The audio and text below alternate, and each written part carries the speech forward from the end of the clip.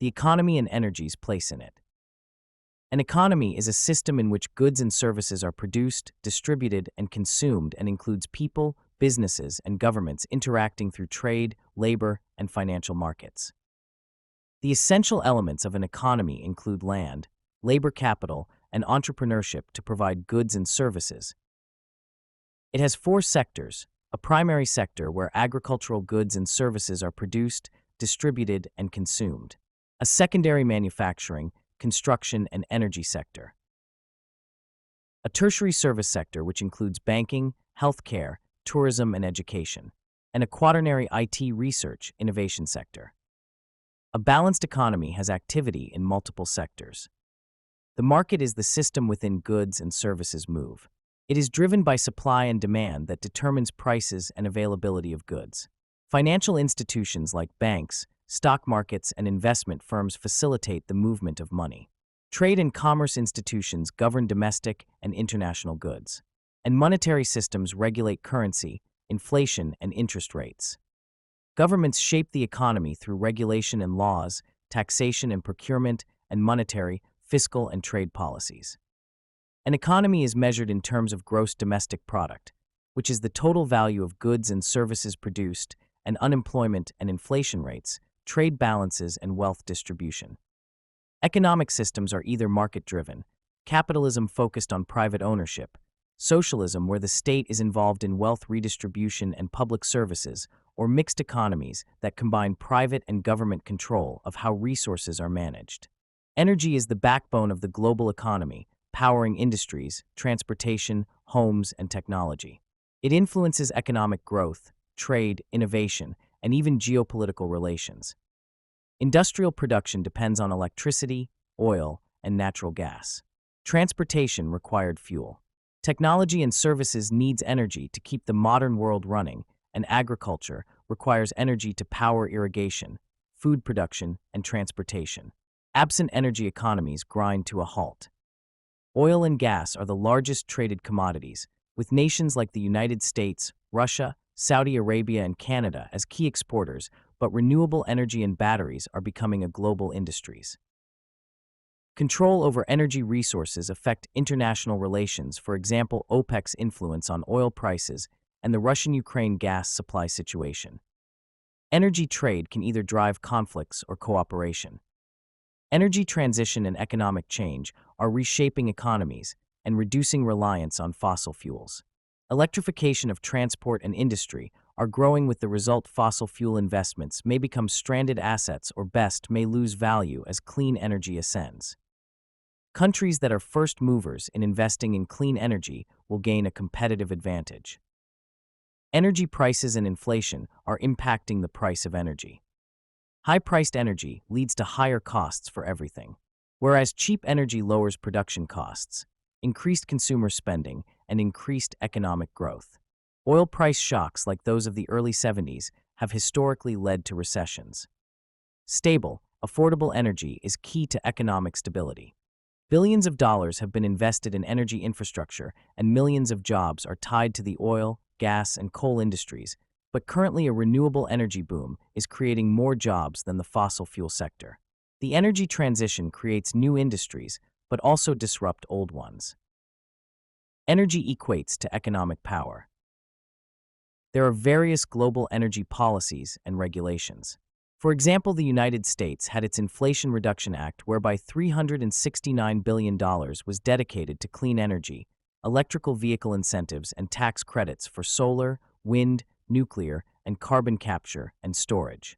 The European Union, its Green Deal and Fit for 55, which aims at 55% emissions reduction by 2030, a carbon border tax to pressure trading partners to cut emissions, and a massive push for renewables, EVs, and hydrogen. China has a 5-year plan for 2021 to 2025 aimed at global domination in solar, wind, and EV battery production and expanding nuclear and hydrogen infrastructure. Canada has a clean energy transition led by the province of Ontario, aimed at investing in small modular nuclear reactors, and had a carbon pricing system would have gradual increased the price on emission to $170 per ton by 2030, but this tax currently seems to be in limbo. India has a target of 500 gigawatts on non-fossil energy by 2030 and is making big investments in solar and green hydrogen pilot projects. Policy matters. The U.S., the European Union, and China are leading in incentives and regulations, and carbon pricing and green energy financing are shaping investment flows. The shipping industry as a template for global energy, sustainability, security, and a cooperative economy. Communist and capitalist countries often collaborate in the shipping industry despite their differing economic systems. This collaboration is driven by mutual economic benefits, the globalized nature of the shipping industry, and the need to facilitate international trade. International trade agreements and organizations, such as the World Trade Organization and the International Maritime Organization, provide a framework for countries with different economic systems to cooperate. These agreements establish common rules for shipping, safety, and environmental standards. Both capitalist and communist countries alike rely on these frameworks to ensure smooth trade flows. Shipping companies from capitalist and communist countries often form joint ventures to pool resources, share risks, and access each other's markets. For example, Chinese state-owned shipping companies collaborate with private firms from capitalist countries to operate shipping lines and ports. Examples include partnerships between Chinese shipping giant COSCO and European port operators. China has invested heavily in port development and operations in capitalist nations through initiatives like the Belt and Road Initiative. This includes constructing, managing, or owning stakes in ports in Europe, Africa, and the Americas. Similarly, capitalist countries often invest in ports and logistics infrastructure in communist countries to improve trade efficiency. Neutral shipping hubs like Singapore, Rotterdam, and Dubai facilitate trade between countries regardless of their economic systems. These hubs operate on market-based principles and provide services to all shipping lines. Communist and capitalist countries use these hubs to transfer goods, refuel, and conduct repairs. Capitalist countries often provide advanced maritime technologies and innovation, such as navigation systems, shipbuilding techniques, and environmental innovations. Communist countries, in turn, contribute by offering manufacturing capabilities and cost-effective labor. Collaborative efforts involve sharing fleets or cargo space through alliances such as the Ocean Alliance, which includes Chinese state-owned COSCO, and alliances with capitalist countries' private shipping firms. During crises like natural disasters, pandemics, or geopolitical tensions, shipping collaboration is essential to maintain supply chains. Countries often coordinate to ensure the delivery of critical goods, regardless of their political ideologies. Both systems adhere to international regulations on safety, security, and environmental standards established by organizations like the International Maritime Organization. These shared rules provide a level playing field and facilitate collaboration. While collaboration exists, there are challenges, geopolitical tensions. Conflicts between communist and capitalist nations, e.g. trade wars, can disrupt shipping agreements. Communist countries often emphasize state-controlled growth, while capitalist nations focus on profit and competition. These differing priorities can lead to conflicts in decision-making. Security concerns. Investments in critical infrastructure, like ports by communist nations, sometimes raise security concerns in capitalist countries. Despite these challenges, the interdependence of the global economy ensures that collaboration remains a necessity in the shipping industry. Addressing climate change requires massive infrastructure investments and international collaboration. The global shipbuilding industry can play a crucial role in reducing carbon emissions and enabling a sustainable future. Green shipping and decarbonization of global trade. Why it matters. The shipping industry emits about 3% of the global carbon dioxide emissions, equivalent to about 1 billion tons a year.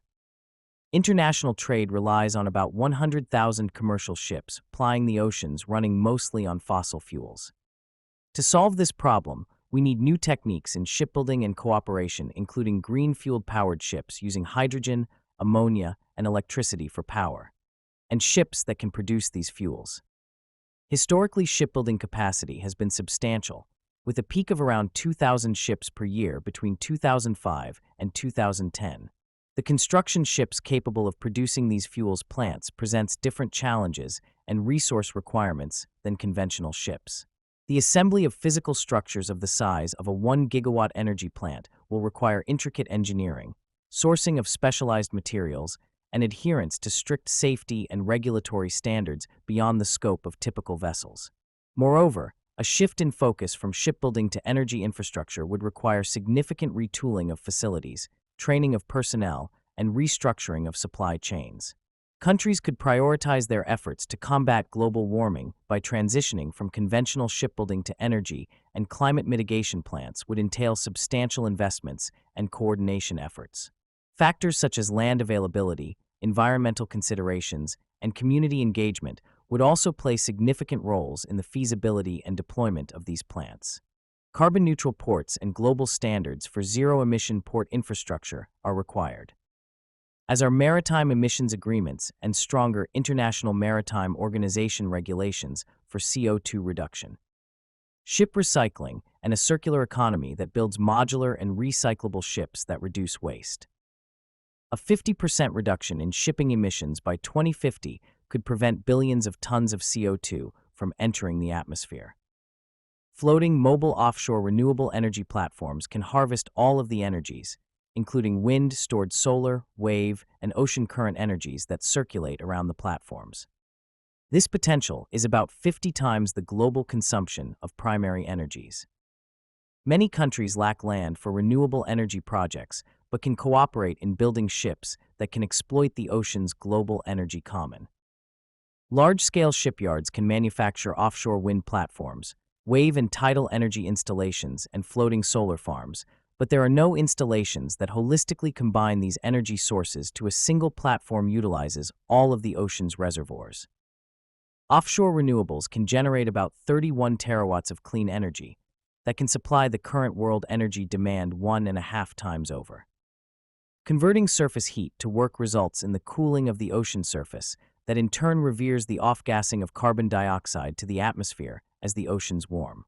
Carbon-negative solutions to reverse past emissions would be aided by shipbuilding. The oceans can be used to store captured carbon safely.